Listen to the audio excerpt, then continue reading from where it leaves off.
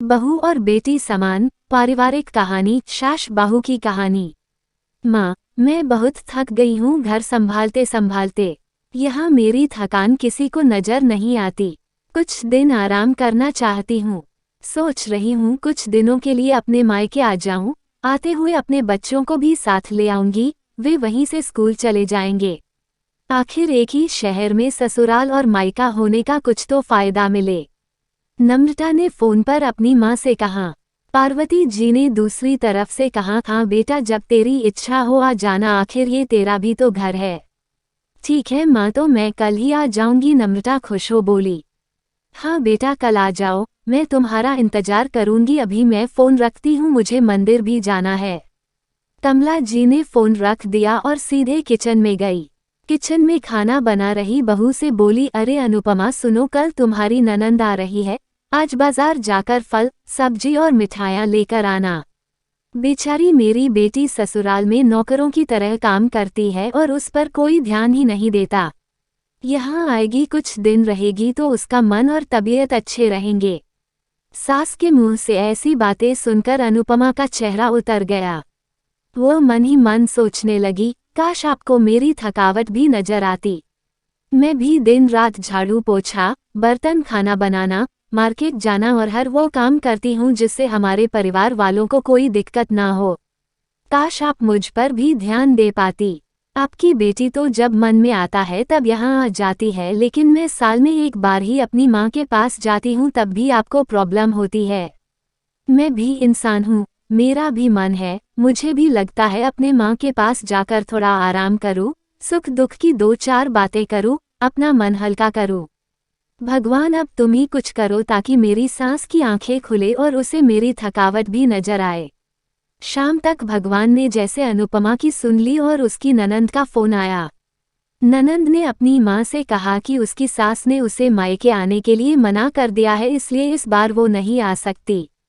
पार्वती जी बोली, ऐसे कैसे मना कर दिया? पहले तो कभी वह तुम्हें आने के लिए नहीं रोकती थी, इस बार भला क्या हो गया? लाओ मेरी बात कराओ उसने, मैं समझती हूँ। नम्रता ने फोन अपनी सास के पास दिया। पार्वती जी ने कहा, नमस्कार समधन जी, आपसे कुछ कहना था। समधन जी ने कहा, कहिए। दरअसल नम्रता कल त्योहार है, इसलिए अपने मायके आना चाहती है, अगर आप उसे भेज दे तो अच्छा रहेगा। नम्रता की सास ने कहा, देखिए समधन जी, आपकी बेटी मायके जाकर रहे, इस बात के लिए हमने उसे कभी नहीं रोका और इस बात से हमें कोई प्रॉब्लम है भी नहीं। कुछ दिनों पहले मैं अपने रिश्तेदार के शादी में गई थी, वहां आपकी बहू अनुपमा की माता जी से मिलने का मौका मिला। उनसे गपशप करने के दौरान उनकी बातों से पता चला कि अनुपमा को साल में एक ही बार अपने मायके जाने को मिलता है और वह भी बहुत कम समय के लिए। मुझे लगता है आपको पहले अनुपमा को उसके मायके भेज देना चाहिए और वो जब मायके होकर आ जाएगी तो मैं नम्रता को आपके पास भेज दूंगी। एक बहुत जरूरी बात जो मुझे लगता है आपको समझ लेनी चाहिए कि आपको अपनी बहू को भी बेटी की तरह या बेटी से भी ज्यादा प्यार देना चाहिए। उसे भी मायके जाने की इच्छा होती होगी। हो सकता है नम्रता के वहां आने से उसकी आवभगत करने के लिए आप उसे उसके मायके नहीं भेजती होंगी, या फिर वह आपसे कुछ कहने से अभी डरती हो। अगर आप उसको घर में ही कैद रखेगी तो एक दिन ऐसा आएगा जब वह आपके खिलाफ बोलने लगेगी। फिर वह आपकी सुनेगी भी नहीं और जब चाहे तब अपने मायके जाएगी। ऐसी परिस्थिति आए, इससे अच्छा है कि आप ही कुछ बदलाव अमल में ले आए जिससे आपका रिश्ता और रिश्ते की मिठास खराब ना हो। पार्वती को अपने समधन के हर एक शब्द में सच्चाई नजर आई। उन्हें महसूस हुआ कि उन्होंने अपनी बेटी के प्यार में अंधे होकर कभी भी अपनी बहू के मन का विचार नहीं किया। उन्होंने हमेशा ही अपनी बेटी को अपने बहू से ऊपर रखा। दूसरी तरफ नम्रता भी अपनी भाभी के बारे में हो रही इस बातचीत को सुन रही थी। उसने भी रियलाइज किया कि वो कभी भी अपनी भाभी के साथ ठीक से बात नहीं करती और जब जब वह अपने मायके जाती है तो भाभी थोड़ी उदास रहती है। पार्वती जी ने अपनी बहू को बुलाया और उसे कहा कि अनुपमा कुछ दिनों के लिए नम्रता नहीं आने वाली है, इसलिए पहले तुम अपने मायके होकर आओ। ये सुनते ही अनुपमा का चेहरा खिल गया, क्योंकि यह पहली बार था जब उसकी सास ने सामने से उसे अपने मायके जाने के लिए कहा था। अगले दिन अनुपमा अपने मायके गई और इस बार 1-2 दिन नहीं पूरे हफ्ते भर रह कर आई। अपने माँ बाप से अपने रिश्तेदारों से मिलकर आई और जब वह लौटकर आई तो उसका चेहरा खिला हुआ था, उसकी आंखें चमक रही थी। अनुपमा के आने के बाद नम्रता भी अपने मायके आई और इस बार वो खुद सामने से अपनी भाभी से खुशी खुशी मिली और अच्छे से बात की। नम्रता ने अपनी मां से बात करके उन्हें भी अच्छे से समझने में मदद की कि वो कहीं ना कहीं अनुपमा के साथ गलत व्यवहार कर रहे थे।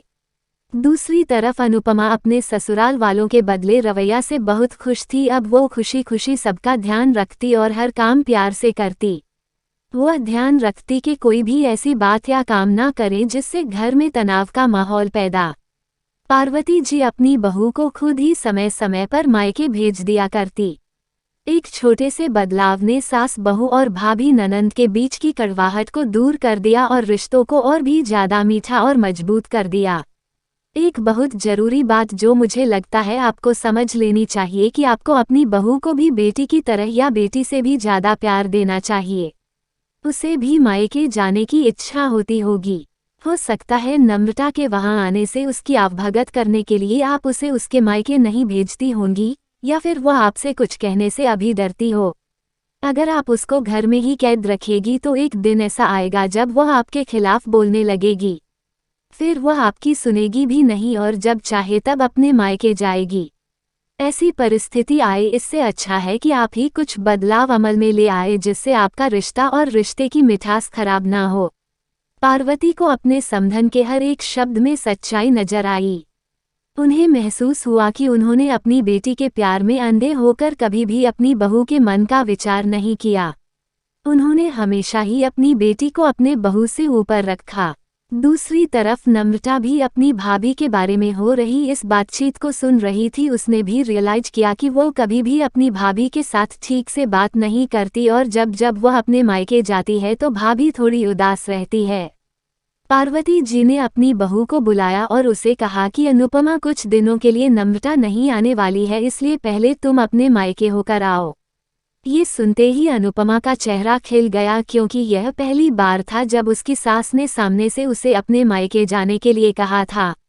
अगले दिन अनुपमा अपने मायके गई और इस बार 1-2 दिन नहीं पूरे हफ्ते भर रह कर आई। अपने माँ बाप से अपने रिश्तेदारों से मिलकर आई और जब वह लौटकर आई तो उसका चेहरा खिला हुआ था, उसकी आंखें चमक रही थी। अनुपमा के आने के बाद नम्रता भी अपने मायके आई और इस बार वो खुद सामने से अपनी भाभी से खुशी खुशी मिली और अच्छे से बात की। नम्रता ने अपनी मां से बात करके उन्हें भी अच्छे से समझने में मदद की कि वो कहीं ना कहीं अनुपमा के साथ गलत व्यवहार कर रहे थे। दूसरी तरफ अनुपमा अपने ससुराल वालों के बदले रवैया से बहुत खुश थी। अब वो खुशी खुशी सबका ध्यान रखती और हर काम प्यार से करती। वह ध्यान रखती कि कोई भी ऐसी बात या काम ना करे जिससे घर में तनाव का माहौल पैदा। पार्वती जी अपनी बहू को खुद ही समय समय पर मायके भेज दिया करती। एक छोटे से बदलाव ने सास बहू और भाभी ननंद के बीच की कड़वाहट को दूर कर दिया और रिश्तों को और भी ज्यादा मीठा और मजबूत कर दिया। ये वीडियो कैसी लगी आपको कमेंट करके जरूर बताएं और हाँ, चैनल पर नए हो तो सब्सक्राइब